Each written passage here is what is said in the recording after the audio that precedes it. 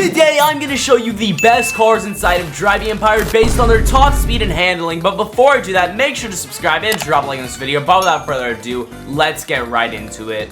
Okay, so obviously there's so many cars you could choose from inside of Driving Empire. Some of these cars are real licensed cars, for example here, this Pagani, and some of them might be, well, these fake random cars, like this thing right here called the Zypher 976. Now, for the most part, the licensed cars seem to be the ones that perform better, so most of the cars on this list are going to be licensed cars. But let's go ahead and take a look at our first category. Okay, so our first category is top speed. Now I'm going to show you guys the most expensive option first, which will have the best top speed, and then I will show you a more budget-friendly option that'll still have an insane top speed. So first off, our very expensive option right here, the Devel 16. This thing will cost you $12 million, but the top speed does not disappoint. So we can go 384 miles per hour without boost, and with boost, you can go 411 miles per hour, making this the fastest top speed car inside of Driving Empire. Now, that's a ridiculous top speed, but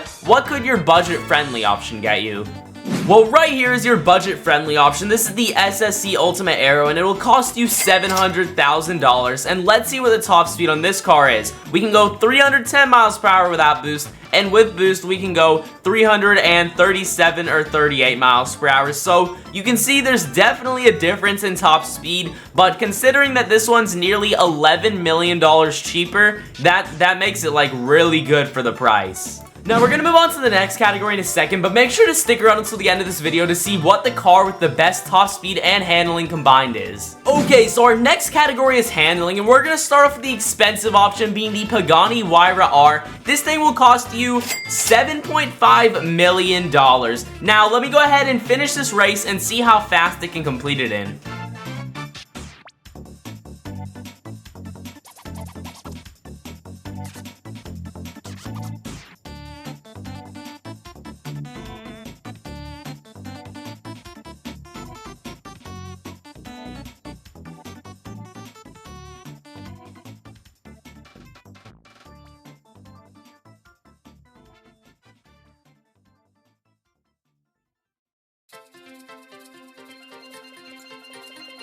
Okay, and it looks like we finished the circuit race in 2 minutes and 47 seconds. That is an amazing time, but now let's see how the budget-friendly option will do.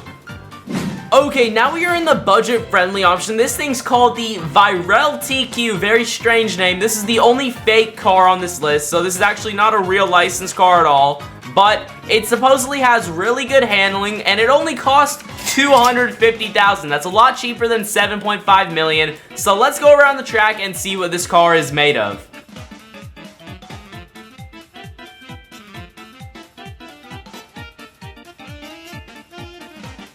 You can just see right there, the car kind of flipped, and I didn't really do anything too weird with my driving, so that's not that good for this car, but hopefully it still does really well.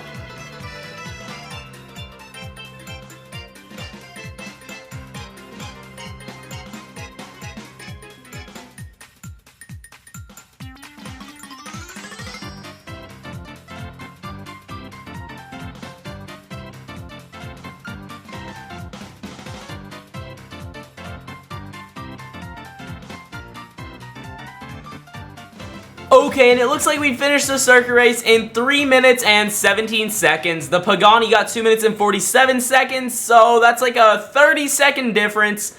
Yikes, but like also it's a multi-million-dollar price tag difference. I believe $7.25 million to be exact.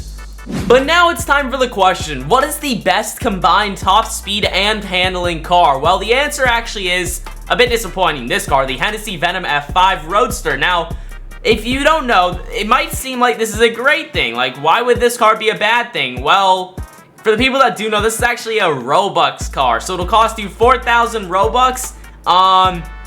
So yeah, a lot of people might not be able to get the quote-unquote best car in Driving Empire, and that is why I do have other alternatives. I'll show you guys those in a second for like the best of both worlds, I guess you could say. We have two alternatives to this car if you don't want to spend Robux, but let's first see the top speed on it. We can go 362 miles per hour without boost. With boost, we can go 389, 390, so very high top speed, and let's go ahead and test it around the track real quick. Okay, so we're on the track right now in it, and we're gonna go ahead basically and see how fast it can complete it in. That's the Pagani Ghost Racer right there, so that's the same Pagani that had like the craziest handling, so we're gonna try to compare it to that right now.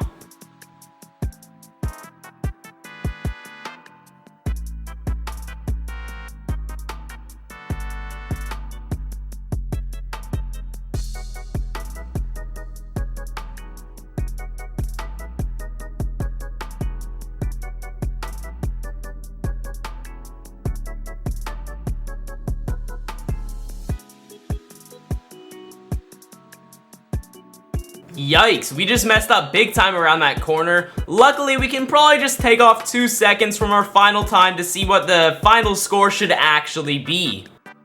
Yikes, it just flipped again. Okay, we're gonna take off 4 seconds at the end to see what it should really be, because the accurate time with no mistakes is probably like 4 or 5 seconds off. So let's see, we got it in like basically 2 minutes and 50 seconds, we'll say. We'll take off 5 seconds there for all the little minor mistakes. And since we're taking off the technically minor mistakes, we could also say the same thing for the Pagani, which technically got then 2 minutes and 42 seconds, you could say, because we did screw up a few times in the Pagani as well. So yeah, started off very good in this car, ended off pretty poorly, but there you have it. That's how fast it does the circuit racing. Now here are the alternatives. The normal Hennessy Venom F5 right here. This thing will cost you $5 million and actually has a higher top speed than the F5 Roadster, but slightly worse handling. Another alternative with similar handling and top speed is the SSC Tuatara Striker, which would cost you $5.5 million. But that is going to be everything for today's video. I hope this helped you out figuring out what the best car is in Driving Empire. If it did, make sure to drop a like and subscribe. Ring that notification bell so you never miss another upload, and I will see you all in the next one. Peace.